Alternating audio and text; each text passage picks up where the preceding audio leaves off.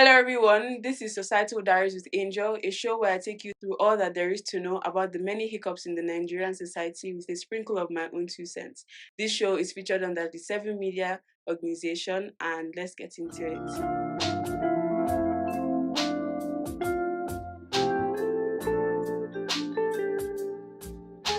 How do you shoot your shot at someone? I suppose you slide into their DMs in most times with the intent to know them better. And by doing that, you whisper sweet nothings to them just to prove to them that you just might be the one. Well, that's essentially how governments of various countries shoot their shots at citizens. But in this case, the sliding into the DM is through manifestos, and the government's bid to know you is through track records, transparency, and also true compassion. Not to forget that a relationship that is being formed gradually would obviously have competition. So in this case, the government has its predecessors and also its opposition party, so they have to do a lot just to get your attention. A relationship where one partner makes decisions and backs them up by actions that completely affect another partner is a toxic one. Nigeria's relationship with its citizens can be likened to that of a toxic one because it's a constant battle between those who are being governed and those who do the governing. So, on one hand, we see one party demanding for the barest minimum. That is basically just living up to the promises made about security, justice, good road and infrastructure, and also a decent standard of living, amongst others. And on the other hand, we see that the other party makes claims that all that had been promised is and has been in motion. But then strangely, we see that they continuously make decisions and policies that go against their words and affect their other partners, which in this case is the citizens. Building a relationship on such rocky grounds will typically lead to trust issues in a person. So imagine a region where the vast majority have lost their hope in the government because of promises that have not been kept. But then allow me explain this issue of trust in a more relatable manner. So supposing in this case, someone decides to move to your own DMs and then they come in with so much confidence and stealth. I mean, who doesn't like a confident chap? Suddenly, they have all your attention and your interest in them heightens because of the sweet nothings being whispered to you.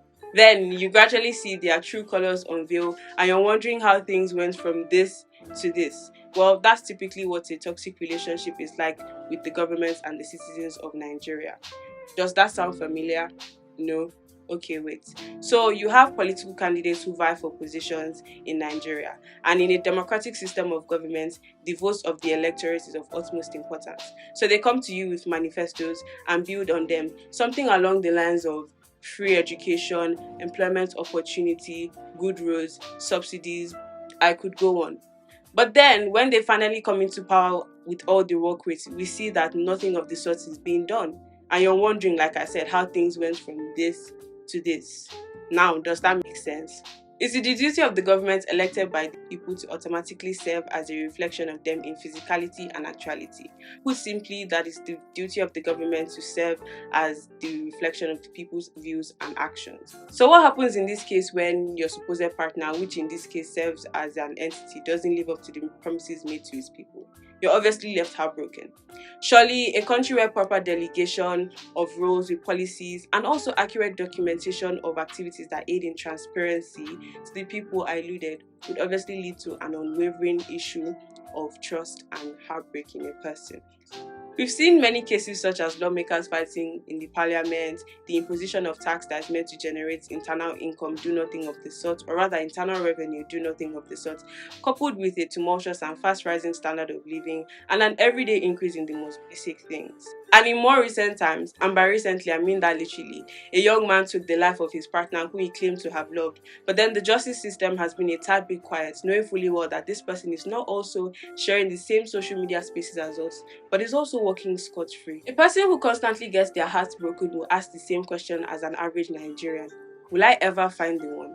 I mean, it's impossible to believe that a person who claims to love you would refuse to do everything within their power to make sure that you're cared for.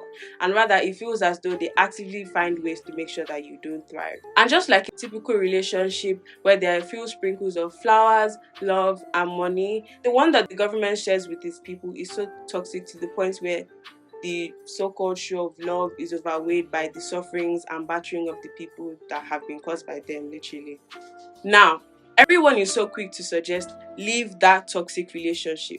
But then, what would you say to that one Nigerian who has been so exhausted and battered by the affairs of the country that they're so used to it now? What would you say to that one exhausted Nigerian whose glimmer of hope is that one day a new partner, or in this case a new government, would come and take them out of the toxic headspace that they've been in? Just as I would advise one who has been in a toxic relationship that it starts and ends with them, I would also say to you, fellow citizen, that it also starts and ends with you. Careful selection of candidates might just be the right step. It's just as important to know that the gathering of many can prove magnifying change. A democracy is and always will be for the people.